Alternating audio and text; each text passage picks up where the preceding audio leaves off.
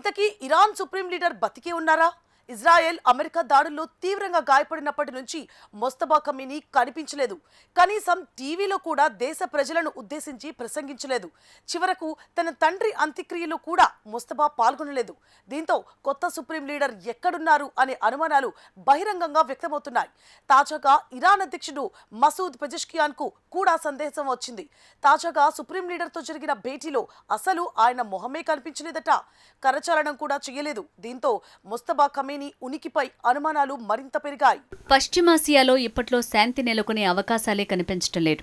అటు అమెరికా ఇటు ఇరాన్ కాల్పుల విరమణను గాలికొదిలేసి పరస్పరం దాడులు చేసుకుంటూనే ఉన్నాయి. తాత్కాలిక అవగాహన కుదిరినప్పటికీ క్షేత్రస్థాయిలో దాడులు పునరావృతం కావటం వల్ల దౌత్యపరమైన విశ్వసనీయత కొరవడింది.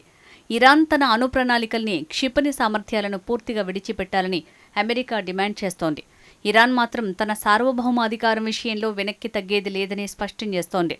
హర్మూజ్ జలసంధిలో వాణిజ్య నౌకల రాకపోకల భద్రత, చమురు రవాణా మార్గాలపై నియంత్రణ విషయంలో ఇరు వర్గాల మధ్య ఏకాభిప్రాయం కుదరటం లేదు. తాము అమెరికాతో నేరుగా చర్చలు జరపటం లేదని, మధ్యవర్తుల ద్వారానే పరోక్షంగా చర్చలు జరుగుతున్నాయని ఇరాన్ తరచూ స్పష్టం చేయటం కూడా ప్రతిష్టంభనను పెంచుతోంది.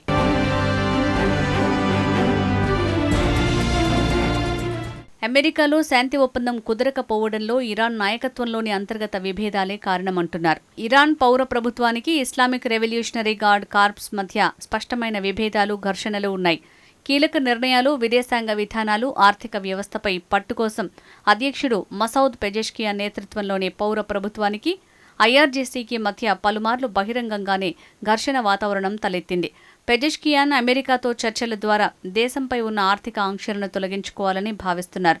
అయితే ఐఆర్జీసీ మాత్రం అమెరికా ఒత్తిళ్లకు తలొగ్గే ప్రసక్తే లేదని, తమ సైనిక శక్తితోనే సమాధానం చెప్తామని కఠినంగా వ్యవహరిస్తోంది.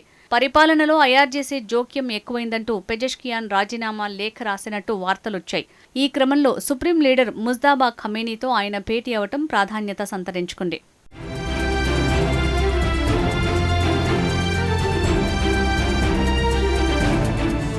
టెహ్రాన్లోని అత్యంత రహస్య ప్రాంతంలో ఇరాన్ సుప్రీం లీడర్ మొజ్తబా ఖమీనీ, అధ్యక్షుడు పెజెష్కియాన్ సమావేశం జరిగినట్టు తెలుస్తోంది.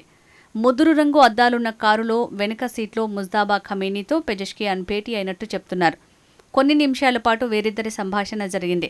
ఎదురుగా ఉన్న మనిషి కనబడనంత చీకట్లో ఈ సమావేశం జరిగింది. కనీసం ఇద్దరు నాయకులు కరచాలనం కూడా చేసుకోలేదని తెలుస్తోంది. ఆ తర్వాత అక్కడి నుంచి వెళ్లిపోవాలని ఖమీనీ భద్రతా సిబ్బంది పెజెష్కియాన్కు చెప్పారట. ఆయన మొజ్తబా ముఖాన్ని కూడా చూడలేదు. ఒకరి మాట ఇంకొకరు వినగలిగేలా మాత్రమే ఆ భేటీని ఏర్పాటు చేశారట. దీంతో పెజెష్కియాన్ను కలిసింది అసలు మొజ్తబాయేనా అనే అనుమానాలు వ్యక్తమవుతున్నాయి. సుప్రీం లీడర్ ప్రవర్తనను అధ్యక్షుడు అవమానంగా భావించారని సన్నిహిత వర్గాలు చెప్తున్నాయి.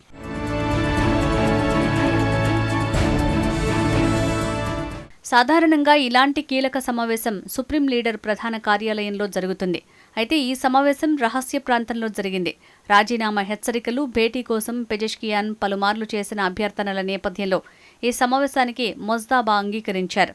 ఇరాన్ పాలన ఐఆర్జీసీ కమాండర్ల చేతుల్లోకి వెళ్లిపోతున్నట్లు అధ్యక్షుడు పెజెష్కియాన్ తన రాజీనామా లేఖలో హెచ్చరించారని ఇటీవల వార్తలొచ్చాయి. యుద్ధం ప్రారంభమైన నాటి నుంచి కీలక నిర్ణయాల విషయంలో ఇరాన్ ప్రభుత్వ అధికారుల్ని ఐఆర్జీసీ దూరంగా ఉంచుతున్నట్టు ఆయన ఆరోపించారు.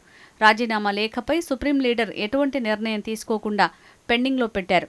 అయితే ఈసారి గనుక తాను రాజీనామా చేస్తానని పెజెష్కియాన్ బెదిరిస్తే మొజ్తబా దానిని ఆమోదిస్తారని కొన్ని రోజుల క్రితం ఒక వీడియో వైరల్ అయింది. కానీ ఈ విషయాన్ని ఎవరూ ధృవీకరించలేదు.